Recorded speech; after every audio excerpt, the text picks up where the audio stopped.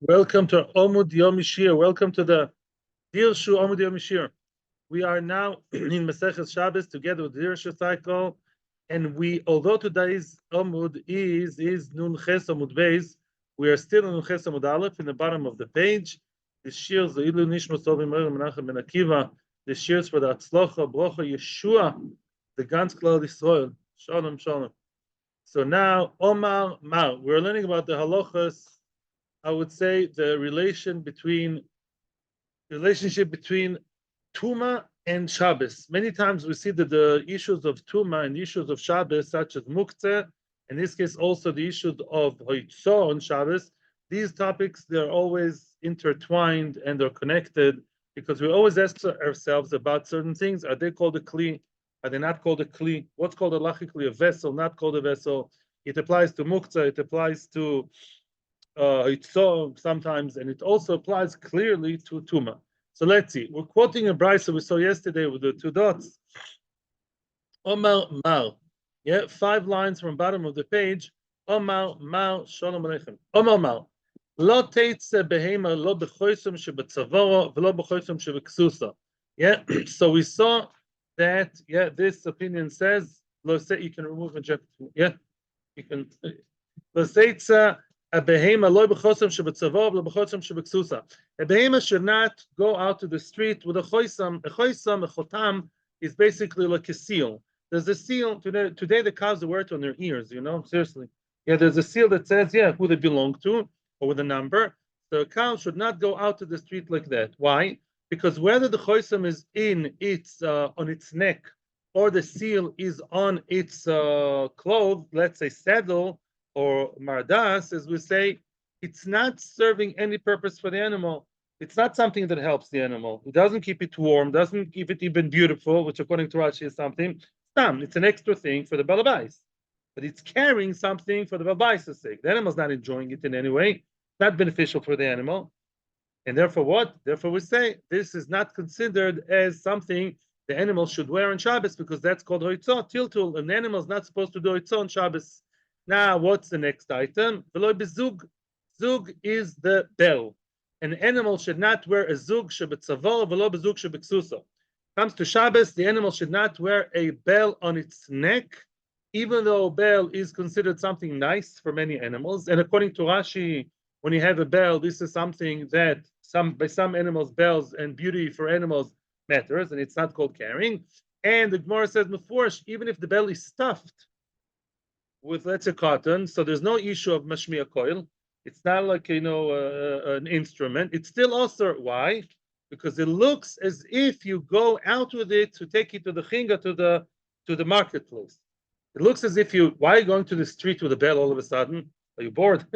Because why? You're trying to dafka show it as an exhibition. Yeah, you're trying to, exhibit it to people to show what a beautiful animal you have. It's my sign. That's how people, that's how they make the animals look when they're about to sell them, right? People want to sell the car, all of a sudden they start washing it. Yeah, that's the idea. So Mimela, it's also because it looks marisain. Now, zeveze, now we're going to tumah, the deep water of tumah. Zeveze ein mekablin tumah. Now, either one does not mekabel tumah. Now we are stressing the bell. The bell of the animal, either this or that, the choisam or the bell. Let's focus on the bell now. The bell, either way, the bell, whichever way, is not mekabel tumah. The bell of the animal is not mekabel tumah. Why? We actually already said the reason why a long time ago. We said it already at the beginning of B'mei Behema. It's very connected. Beginning of Behema, beginning of Meisha. And that is a kli of an animal is not a kli. A kli adam, not everything you and I think is a kli. In order to, that we're going to see right now, we're about to see, not everything fits into the exclusive club of kelim. Some kelim are functional, and there are kelim. You do something with them, you cut something with a knife, it's a kli. You have a pot, you put something in the pot, it's a kli, right? Not everything is a kli. Tachshit, for example, is not always a kli. We're going to discuss that. A piece of jewelry, it's a discussion, yeah. And now a kli of a behema is not called kli. Rashi says in the previous parak, kli odom. Kli odom, I think it's from a pasuk, I don't remember right now, but it says there in B'mei Behema, that the kli of an odom is called a kli. Remember the beginning of the first Amud Beis of B'mei Behema, we saw over there, yeah, no odom no behema, right? In other words, it says atem v'shvichem, okay? It says there that only a kli of an adam is called a kli, but a kli of a behema is not called a kli. That was in Daf Nun Beis Amud Beis, and therefore, just because the bell, because the bell belongs to a behema, supposed to beautify the behema, it's not a kli. Okay, fine. It's not that doesn't fall under the category of kli. It's not mekabel tumah. It can be touched by the dead body, shrotzim, shichvazera, nida, zav, zovim, mitzoyro, yoledes. Not going to affect it because it's not a kli. It's for an animal. Frek the Gemara, are you sure? Is that so? Vezug the behema ein mekabel in tumah. Are you sure that a zug, the bell of a behema, is not susceptible for tumah? I'll prove you otherwise. Beriminu. Look what it says over there. Look what the Heilige Tana says. Zug shel behema, tome. Boom. Says outright, a zug of a behema is tome. A zug of a behema, for whichever animal, for whichever reason, and bell of an animal is mekabel tuma. The sheldeles toher. Oh, the bell of the doorbell, a real bell. You know, some people still have it. It's like a stylish thing to have, right? Yeah, a real bell by the door, which is connected to the door. Why is it not mekabel tuma? It's tor. Tor does mean tor means it's not susceptible to mekabel tuma ever, right? Why? Because it's mechubar la karka. The door is connected to the house to the karka, the bell to the door. It's all one big chadgadia. It's all one big connection, and therefore anything that's mechubar la karka, the very very big yesod is never mekabel tuma, right? Except for tzaras. Yeah, sheldeles is tor. Very nice. Continues the Tana to say sheldeles vasola behema. Let's say you had a bell of a door, right? And now you made it for a behema. What happens then? Tumah. Then it's mekabel tumah. Let me explain. Originally, the bell belonged to the door. One sunny day, you decide it's too old-fashioned. You want to move to something more advanced, like a buzzer. What do you do with the bell? Let's put it on Bessie the cow. Let's now change it to be the cows. So now, what are you really trying to do? To change it from something that's not mekabel tumah, the door, to where? To the behema, right? So then, because you decided, and I repeat what I say, decided to change its status, the tafkid, the role it's playing, from something that is not mekabel tumah, something that is mekabel tumah, it automatically becomes tomeh. Excuse me, it says va'asoy. No, it doesn't mean that you changed it. Why? Because the bell wasn't changed. It says Rashi, you took the bell as it is, disconnected it from the door, unscrewed, undid, disconnected, disassembled, and then you placed it on the animal's neck. That's not called changing the bell. You relocated it. The bell itself, you didn't make holes in the bell. You didn't change, you didn't scratch the bell to do any changes. That's not called changing the bell. So why is the bell now mekabel tumah from now on? You know why? Because you've decided in your mind, as we're going to see soon, the famous Mishnah, which we saw already, in your mind, there's a mental shift from a bell that's not mekabel tumah to a bell that's mekabel tumah. But your decision, it's mekabel tumah. If half a second later it was touched by a sheretz, it's mekabel tumah. Okay, as opposed to shel behema vasol deles, the other way around. You want to purify it. You had a bell of a behema, which is now we're saying yes mekabel tumah. Don't get confused. This brisa says that it is mekabel tumah. You want to change it to make it to the door. Now you connected it to the door. I'm continuing with brisa. You connected to the door. Wow, you mamish nailed it into the door. Then what do we say? It's still tomeh. You did not manage to purify it, and still an old tumah remains. Old tumah remains, and new tumah would come. Why is that? Well, why? Why is it so hard to get rid of the tumah status, right? I did something. Okay, I can say it's not called doing. I'm just relocating. But I decided, right? I made a decision. Same thing. I made a decision. Instead of this being tomeh, being connected to the animal, I'm in my mind relocating it to the door. At that happy moment of my mind shifting, it should be now good, connected to the door. Why over there it doesn't work? Because we have a huge yesod, which we saw at the beginning of the Mebema, and in Beisha, and in Kiddushin Nun Tes Amud Aleph in the bottom of the page. But I saw it recently. Shekol akelim yod. Listen to the yesod b'chol Torah kula. Shekol akelim yod in odeh tomosam b'machshava. That's the rule. In order to, and there's Bekoros from that, which we're not going to go into, any Kli is Yored Lidei Tumah. In other words, to become Tomeh, not become Tomeh, to become Tomeh, it has to be touched by shirts. To become what you call in English susceptible to Tumah, to be a bar Tumah, Mekabel Tumah, potentially, it's enough to have Machshava. What does it mean, Machshava? I did a Maisa, I have a bell, right? The bell is there already. The bell was produced. Of course, it has to be manufactured and produced. Once I decided, boom, that's going to be the animal's bell, which is Mekabel Tumah, it's Mekabel Tumah. Half a second later, after my decision was made, maybe I have to say it, maybe I don't. It's a discussion in Kiddushin. I'm not going there right now.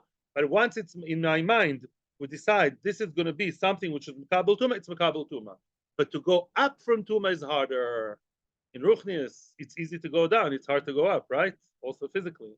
To go up from Tumah to Tara, you now want to change it from Behema, which is Tomeh, to Tor door. Then you have to do a Maisa. But it did a Maisa. I nailed it to the door. That's not called a Maisa. The bell itself is intact. You didn't break it. You didn't scratch it. You didn't really change it. You relocated it very strongly, right? Okay, let's say you take a person and you move him from one country to the other and you tie him to a chair. It's the same person, right? He's tied to a chair in America and before he was in Israel. Same person, right? Mimela, that's called shinui. I shinui machshava. Shinui machshava is not good enough to purify, only to make tumah. Very good. Okay, that was time. We were marviach now, the side benefit, to see again the same yesod which we saw a few times. But hey, the question is still there. Don't run away from the question. Keep your eyes on the ball. The question is, we're now treating what? The bell of the behema, something clearly mekabel tumah. And we said in our brisa before that it's not mekabel tumah. Steer, push steer. A bell of a behema, yes or no mekabel tumah? Please tell me. Answer Zagmora. Lo kasha, it's all good. Had isle in bal, had leisle in bal. In bal is a very famous word in Hebrew. A lot of Israelis like this word. In bal is a clapper in English. If the thing, meaning the bell, has an inbal, a clapper inside of it, then it's considered to be what? Considered to be an instrument. You can actually ring the bell. You can rattle and ring, blah, blah, blah. And therefore it's called a kli, not because of a tachshit. As I told you before, I stand by what I say. If it's an aesthetic thing, a bell without a clapper, is it worth for anything? Think before you answer. A bell without a clapper, yes, it's nice. Gold, shiny, right? Like in Philadelphia, right? Is the one? Yeah. Yeah, I know a little bit. Yeah. So you have a nice bell, looks very nice, shiny, elegant. It doesn't clap. So what? It looks nice. That for an animal is useless. For an animal to have a tachshit, as we said before, is garnished. Animals tachshitim are not kelim. Only kli odom, as they took the tachshitim from Bnos Midian. That's the source. From the women of Midian, they took the tachshitim. It's odov, it's somid. From women, that's called tachshit. A tachshit of an animal is not called a tachshit. It doesn't have a clapper. It's not a tachshit. But Shenker, if it has a clapper, it functions as a kli.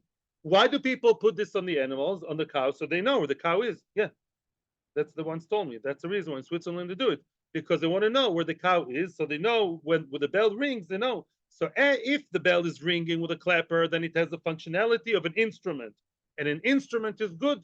But if it's just for beauty, then it's not good. I jumped the gun now. I have to apologize because the Gemara is going to ask the question. Okay, I'm sorry.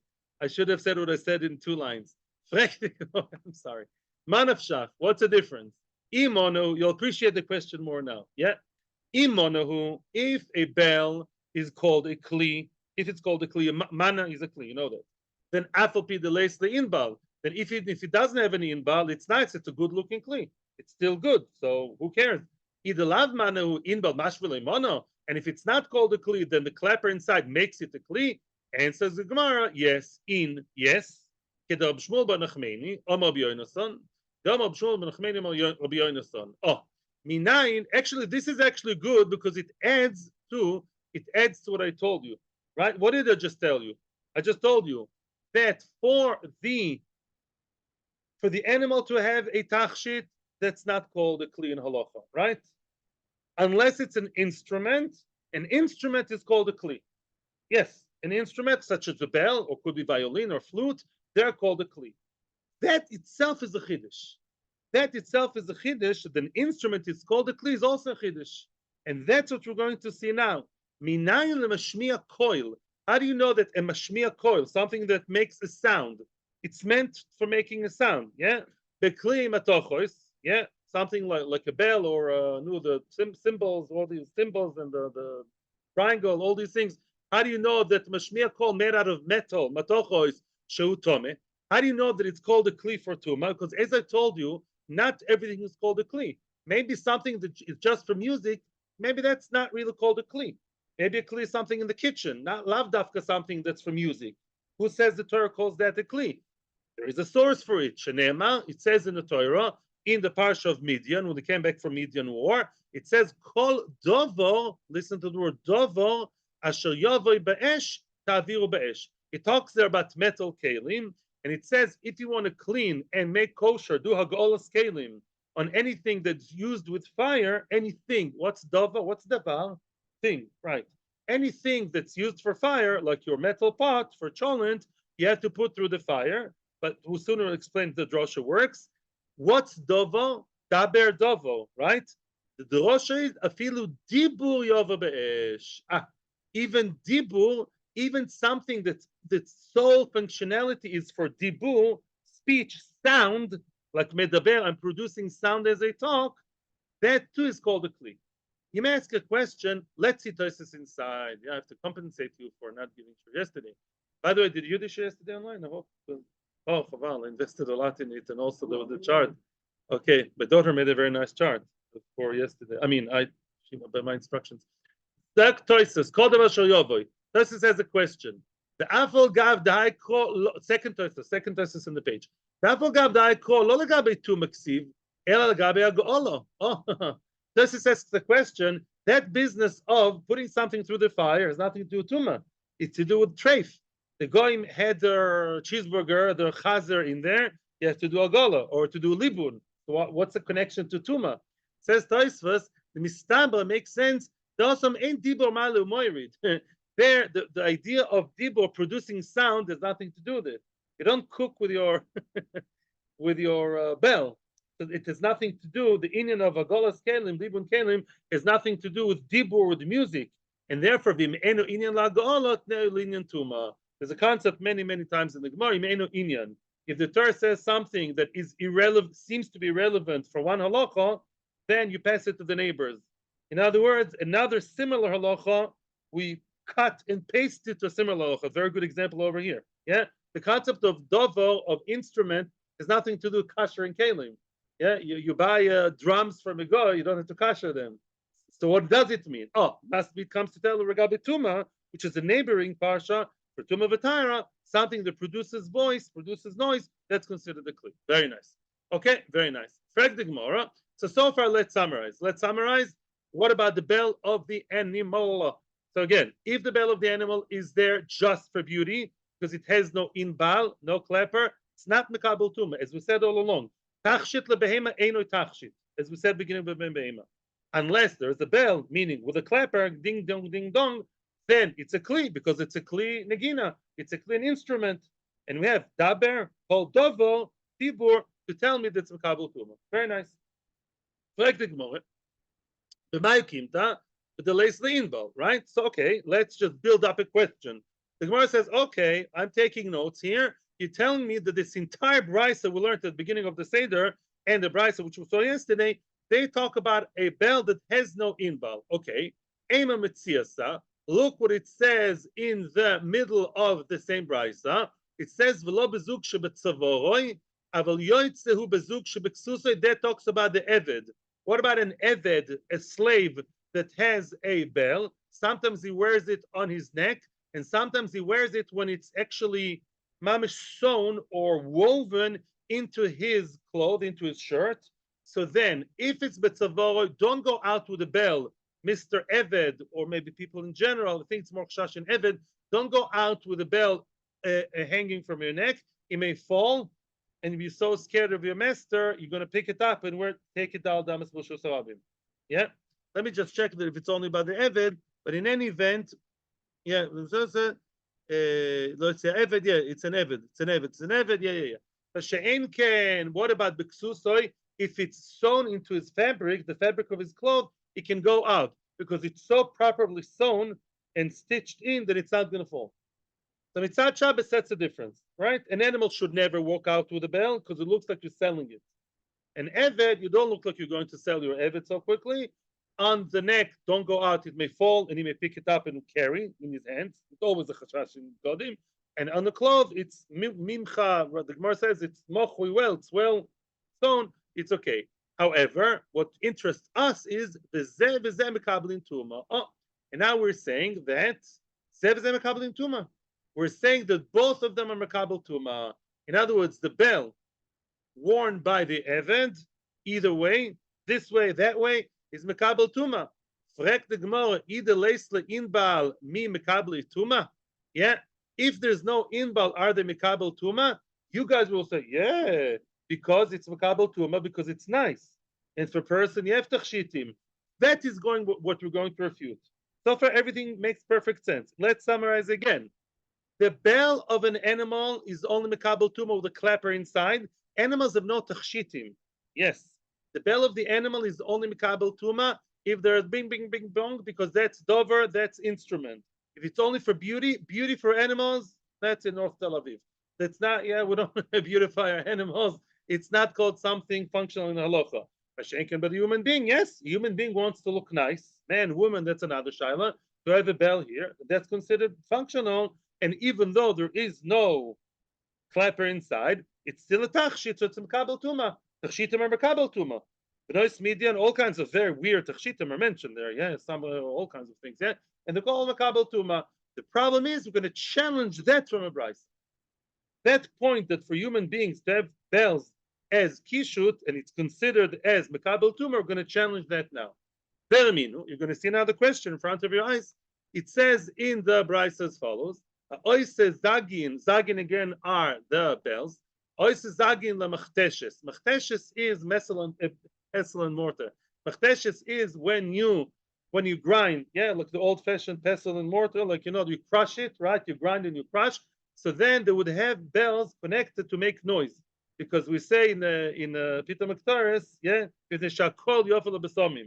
to produce voice is good for the besomim when you crush them. Some say the psalmim or the bastomim is good for the people to get them into action, to have some music. I've heard two versions.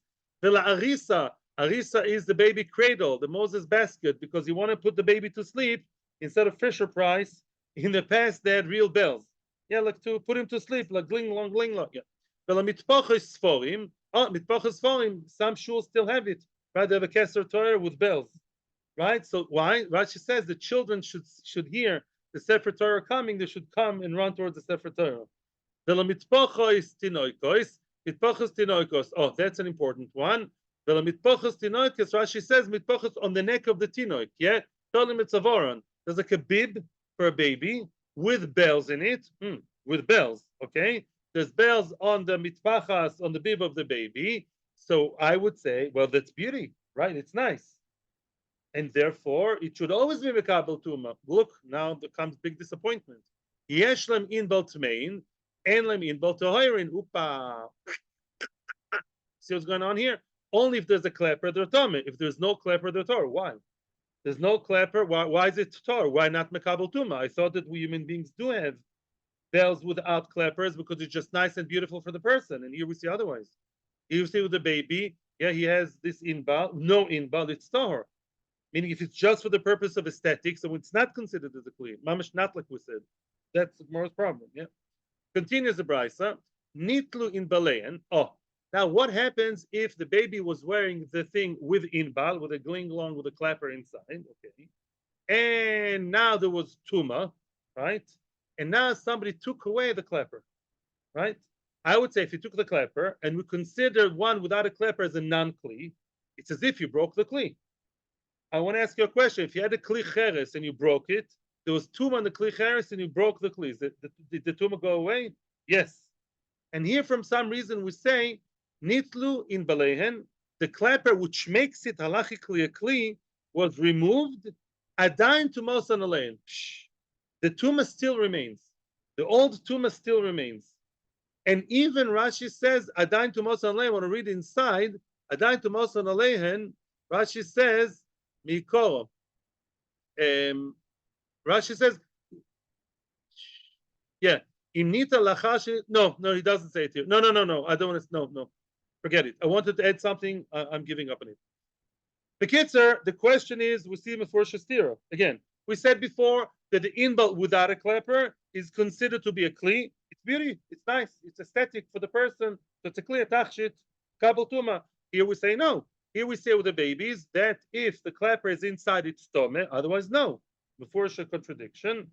Answers the Gemara, there is a difference between babies and adults. Boom, boom, boom. Very simple. Animila betinok de lekala avidile. But the tinok with the baby, the idea is you want to know what the baby is. It's not a baby, by the way, 1 year old. Could be 3, 4, 5 years old. It runs around and he likes to disappear, right? But the idea of making him the bell is for the noise. You should know where your child is, safety first. And that's the purpose of the pamoin, of the bell. The purpose is not to beautify the child.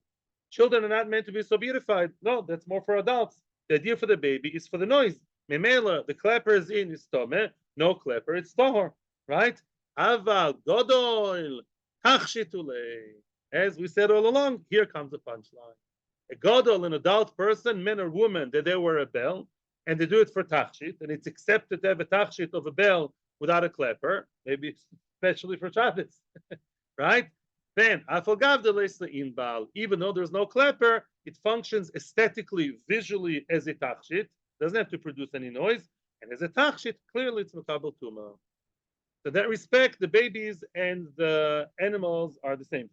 In that respect, yeah, their purpose is not for beauty, their purpose is for making sound. Okay, so if their sound is there, givaldig. If the sound is not there, then it's not a kli. Shaken by adults, even without the clapper, by the adult, then it's still considered a kli because it's a tachshit. And human beings that are adults have tachshit. And that's considered logically as a kli. Now, after the two dots, we come to the question which we touched upon before. So what did we say? We said that once you have the clapper, it's makabel tumah. You remove the clapper, the tumah remains. The tumah remains, and according to some shittos, that's what I wanted to add before, the tumah remains ad kedei kach, not only if it became tumah before the clapper was taken, even after the clapper was taken, the bell stayed by itself, and now new tumah came, it's metamim. Wow. Yeah. There is such a as far as I remember, I'm not 1,000,000% sure, but it's quite clear from the whole Mahalach. You'll see that even though the clapper was taken, the bell still has the status of a kli to be mekabel tumah. And the question obviously is why? Yeah. Frag the Gemara, Omar, let's quote and then ask the question. Nitzlu in baleihen, adain tumasan alein. Even though the clapper was taken away, was removed, and we said that's the whole idea. We're talking here about one of a baby or an animal, right? And then not a regular human being, right? And then the clapper was taken. It's still called a klitz makabel tumah. Back to Gemara, lemai chozu, 2 golden words.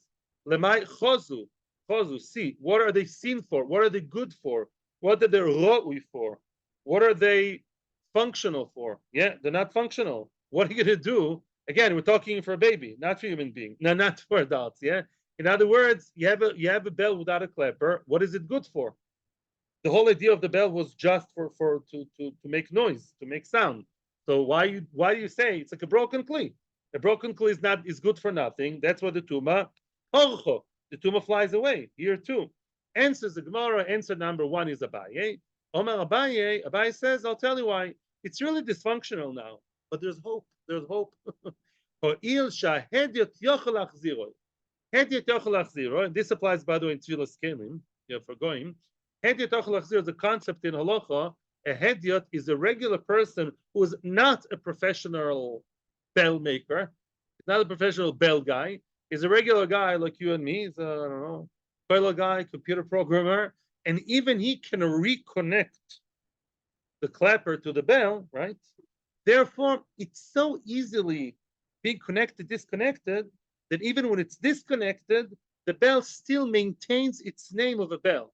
Because all it takes is some shlemazel, like, your next door neighbor, like any guy, that can actually connect the bell to the clapper. Not a big deal. Mimela, the bell never lost its status as a kli. So even if the dead sherets touched it when it is without the clapper, without the inbal, it's still considered as if the inbal is there. Yeah, and could be even the inbal too. That's another shayla. And the Rishonim could be the inbal is also a kli by itself. That, although that's not true lemaskona. But let's focus on the bell now. Okay, very nice. Meisiv Rove. Rove is now challenging Abaye. Kedalkoi. Rove is asking on Abaye, and he's asking the following. It says in the Braisa, Azug va'in bal chibur. It says, Kubik Shalit, it's a Mishnah, Azug va'in bal chibur. The zug is the bell, and the inbal, the middle piece, the clapper inside, are chibur. They're considered to be chibur. What does it mean, chibur? Says Rashi, chibur means that when they're together, they consider the kli as long as they're together. Mashma, once they're not together, they're not a kli. Azug veinbal are chibur, meaning the translation of the word chibur means that only once they're mechubar, connected, then they're called a kli to be mekabel tumah. Put two and two together. Mashma, if they're not together, they're not considered to be kalim. And if I disconnected the inbal, then the bell is not a kli anymore. I don't care that any shlemazel clots can reconnect them, right? V'chi maybe you suggest otherwise. Rav is now being devil's advocate. Maybe what the Brisa means to say, maybe no, forget. Maybe when we say zug ve'inbal chibur means the zug ve'inbal, they're such a perfect chavrusa, such a perfect couple, that even when they're not connected, it's as if they're connected. Zug ve'inbal are intrinsically connected. Yeah, because zug ve'inbal, even when they're separate, they can be so easily reconnected. You just make the boom, you put the stick inside, and it's reconnecting. Maybe the word chibur does mean they have to be physically connected. So they say about good friends, right? I didn't see him for 5 years, but the second we met, we mamish as if we continued the conversation. Yeah, we're good friends even when we're miles apart. Maybe zug ve'inbal chibur, they're intrinsically, essentially chibur, even if they're not together, right? I actually, when I read it first time, that's what I thought. Yeah, that's a chiddush. The be'etzem chibur, not kshehem mechuborim. So maybe Abai is right. He's kilu coming to reject Abai's svara. Maybe you, Abai, will insist with your svara that inbal v'chibur, even in a disconnected, they still receive tumah because they can be very easily connected. And that's what the Brisa means. That's what the Tana means when it says zug ve'inbal chibur. They're always mechuber even when they're not. They're be'etzem chibur. Maybe that's what you're going to tell me. Upa, I'm going to prove you wrong. From now till the end of the page is going to be how to prove him wrong. And that Brisa we also saw. We also saw that in the previous parent. That we saw in Bemet Hoimnin, even before. Remember the scissors? The scissors. You told me you didn't know, right? But the scissors, we saw the Brisa before. Masparos shel parokim. Masparos shel parokim is called in modern English scissors. Misparayim. Masparos shel parokim. Now the old misparayim were made out of 2 knives. Today it's also like that, but today it's more advanced. Yeah, 2 knives that you would sometimes connect, but sometimes you disconnect them. Yeah, 2 knives that are that when you have to, when you work as a barber, you connect them, and otherwise you sometimes connect, sometimes you don't. The Ismail shel rehitni. Ismail shel rehitni is basically it's some kind of, it's called plane. It's like it's a tool to smoothen things, and you have like one piece of wood. And in the piece of wood, you have a piece of metal inside. You have like a piece of like a wedge. You have a piece of wood with a groove, and in the groove, you have like a metal piece. And with that, you cut or you make smooth. Okay? So now, let's focus on the scissors because it's easier for us to imagine. Yeah, so now, those things, the misparine. Question is, don't think exactly of today's scissors. Think of primitive scissors that are made out of 2 knives that are sometimes hooked together and sometimes they're not. Okay, there are 2 knives, and the question is, what kind of shidduch is it? What kind of connection they have?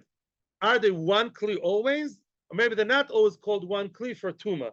L'maynef kamina says the Brisa, chibur letuma ve'in chibur lahazo. What does that mean? Chibur letuma. Let's say a sheretz, yeah, a dead sheretz, a dead mouse, yeah, touched one knife of the 2, right? When they're together, the other knife is automatically tumah as well. Not because one touched the other. In halacha, kli doesn't make another kli tumah. Elamai, one kli. The 2 scissors are one kli. So though the sheretz touched scissor number 1, scissor number 2 of the scissors of the knives are one thing. Okay. The ein chibur la'azah. When it comes to purifying, to becoming tohor, so now let's say it wasn't touched by sheretz, It was in the room of a dead person with a dead body, right? So now what does it need? Lo spor aduma. The third day and the seventh day, you have to have hazah. So let's say the Mei Pora Aduma, the Mei Chatos, only touched, were only sprinkled on one knife and not the other. It doesn't help the other one. Yeah, you have to sprinkle on both. You can't do hazah on one. Hazah on one would not be good for the other. That's obviously a very strong question now. Hey, Vamrinan, and we asked on the Brisa, Manavshach, make up your mind. What's going on over here? If you consider the two scissors, the two knives of the scissors, the two blades of the scissors as one body, as one unit, afilu lazah. Of course, the azah of one is good for the other. A person, you do azah on a person's forehead, on the person's hand. You don't have to azah on the nose and the mouth and the cheek. No, one body, one organ of the body, one limb covers the whole thing. It's one goof. So make up your mind. If you think that it's called chibur, and excuse me, because you're telling me that if the sheretz touched one part, the other part is automatically tumah. So you view the scissors as one body. If so, right, afilu la'azah. So for the azah, sprinkling on one part should cover the other one too. And if you don't see them as one body, because when it comes to hazah, you say, no. Each blade, each knife needs a separate treatment. One for him and one for the other. It's also for tumah. So for tumah, the same thing. So we should say the tumah only touched this one, not the other. What's his discrimination? The Omar Rabba says Rabba. Therefore, Rabba answers the question, and he says there is a question here of there are two levels: the oraisa and the rabbanon. Oh, very good. Dvar Torah, midoraisa, bishas melocha. The question is when they are connected, as Rashi says beautifully. Rashi says sometimes things are connected, and sometimes they have to be connected. Sometimes they're connected because they have to be. Sometimes they're connected, they happen to be connected. Let's explain. Bishas melocho. We've seen that before. Bishas melocho, when the barber is using the scissors, he's using the scissors right now. He's using the scissors, right? Using the scissors. Bishas melocho. Then chibur. They have to be together. The two knives, the two blades, they have to be together. You can't work with one knife without the other. Then they're really intrinsically midoraisa, essentially connected. And then they are the best couple in the world, ben l'tuma, ben la'azah. They would become tumah together and become tahor together. And one would work for the other because they intrinsically be'etzem have to be together. But shaloi and midoraisa, we're still doraisa now, my friends. Shaloi b'shas melocha. The barber took a long break between 2 and 4. He sits and learns for 2 or 3 hours. I know such barbers. He learns half a day, Baruch Hashem, big tzaddikim. He learns half a day, and he leaves the barber. He leaves the scissors in the barber shop. Usually in those days, you would disconnect them. He left them together. But they don't have to be together. He's sitting in the kollel now for 6 hours. The scissors don't have to be together. Oh, so midoraisa, when it happens to be together, but don't have to be together, then einu chibur lo l'tumah v'lo la'azah. It's not chibur for neither. Yeah, let's say when the barber is out, now the tumah touched one blade, it does not affect the other. And the hazah of one would not affect the other. So far we're being very logical and very symmetrical, right? When it's time, when they have to be together, bisman melocha, they're together for both tumah and hazah. When they are stam lying out there, not having to be together, they're not considered one, neither for this, not for that. Come Rabbanan and say yes. Rabbanan many times say things that are not by pure logic, kivyachol. Because Rabbanan, what's the whole idea of Rabbanan? To build a fence around the Torah. We have to be extra careful. Yes, Rabbanan made the chumrah, which may sound illogical, because they have to be careful. And how does the Gemara define that? The Gazlu, Chachamim now made the Gzera. The Gzera does make sense. Listen now. Gazlu al tumah sheloi b'shas melocha, mishum tumah sheb'shas melocha. Oh, let's say the tumah touched it. Sheloi b'shas melocha, lying there in the corner in the dark, where the barber is having a nice time learning. Then midoraisa tuma shaloi b'shas melocha. If the sheretz touched one, the other one is not becoming tomeh.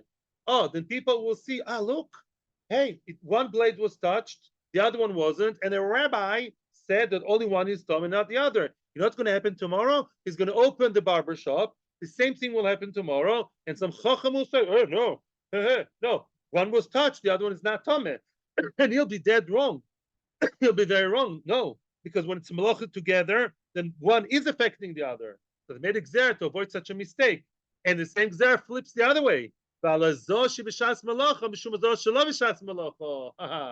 thing with azah. Azah, when you do the malacha, the barber is cutting. He doesn't care about tumah. Not a chaver. He's cutting the hair of an amoritz, yeah? So he doesn't care about tumah. So now, if the kohen comes knocking on the door, doesn't have to be a kohen, by the way. The person doing the hazah is now coming, knocking on the door. Hey, I came to do hazah in the middle of the workday. Then what do we say? Bisman melocha. Great. You can do hazah on one scissor, it will affect the other. Because it's bisman melocha. They have to be together. No, don't do that. You have to do hazah on one and then on the other. Why? Sarah. Because if now you'll do tahara on one and cover the other, then tomorrow shaloi b'shas melacha, then you'll do azah on one, and then you will not cover the other, because in labizman melacha. That's why we cover all grounds. We were machmir on both sides. How does that prove against Abaye? I was tearing my hairs until I saw the ritva, and then I saw the article explaining the ritva, so then I knew I got the ritva right. What does that have to do with our sugya? To combine ritva and other rishonim, basically the two brises of a zug va'inbal chibur and the misparaim chibur, zug shel tzaporim chibur, they're mentioned together. They're mentioned, both brises were mentioned in the same time, same place. And therefore, the term chibur, you tell me, now that we've been through the whole story of the scissors, what does chibur mean by scissors? Being able to be together or really being together? Really being together. Oh, physically together. That was the whole idea. Right? That they are together. Oh, Mimela, now you see that the dictionary definition of the word chibur, zug ve'inbal, means when they're really together, not when they can be together, although they're separate, against the bayin. This is a rova disproved the bayin. I'll repeat. What did we say? Hazug ve'inbal chibur. Zug ve'inbal are chibur. Now, Abaye believes that even when the inbal is disconnected, as we saw before, the Braitha said before, even when the inbal is disconnected, the bell maintains its name of kli. Why? What can you do with it? It says by nothing. There's nothing constructive it can do with the bell without a clapper. It doesn't produce any sound. But because every hediot, every tipish can reconnect, reassemble the clapper, it's kilu together. Says rather wrong. It says, I'm sorry, it says zug ve'inbal chibu. They have to be mechubar. And if you Abaye want to tell me chibu means potential chibu, even when they're separate, it's ki'ilu they're together, because every hediot can bring them together. Now you see wrong, because you see that the same bryce in the same context mentions the word chibu about misparaim, and by misparaim clearly chibur means when they're together. That's all word. They're together, yeah. That nobody has a question. Nobody has a havamina that if tumah touched one, let me just get it clear. I know you know it. I'm just sharpening it. No one in his wild imagination says the tumah works with Wi-Fi. I mean, the internet is sometimes tumah Wi-Fi. It's not a good example, yeah. But Lamaisa, one blade was touched by sheretz, and the other blade is not touching it. Is 1 meter away. Of course, it doesn't work. So zicher there for sure does mean that. Of course, their chibur means that they're attached. The question is, are they intrinsically attached or intrinsically? But of course, they're physically attached. So must be inbal and zug are also chibur means physically attached, right? Therefore, what you're saying is wrong. Just because conceptually every hadith can bring them together, that's not enough. That's how Abaye was disproved. Okay, so that's it for now. I will continue one more line. I know it's late because we're not gonna have a share tomorrow. Elo marove, therefore is another pshat. Very simple. Says Rava like this: the inbal, as I told you, is not mekabel tuma, but a bell without an inbal has a purpose. Why? Instead of an inbal, he can take a piece of cheres, right? Then he can actually take a piece of clay and do the job. Take a piece of cheres, a shard of clay, and go gling glong, gling glong. So Lamaisa, the bell still can do like the original Malacha Kemalachta Rishona. That's why the bell maintains its name of Tlil Kabel Tumah. That's one answer. I'm so sorry. I mean, I'm happy we're going to be Mekabel the Torah, but tomorrow, no, and on Shabbos, no. So Thursday, right? I'll see you on Thursday. Thursday, same time, same place. Bezos Hashem. Okay. I hope you're mashlim at home. You're invited to watch my shir from yesterday. There's a shir with a chart also I sent you. designed by my daughter. She's a graphic designer. So, Beseder, Atzlocha V'rocha. Motzei Shavuos at night. Motzei Shavuos at night would be tricky. When? Give me a call, maybe. Okay. I don't know. I'm not sure. You have to go to Chazak. I hear. So I trust you to do that. Thank you very much, everybody. Yeah. Thank you. Thank you very much.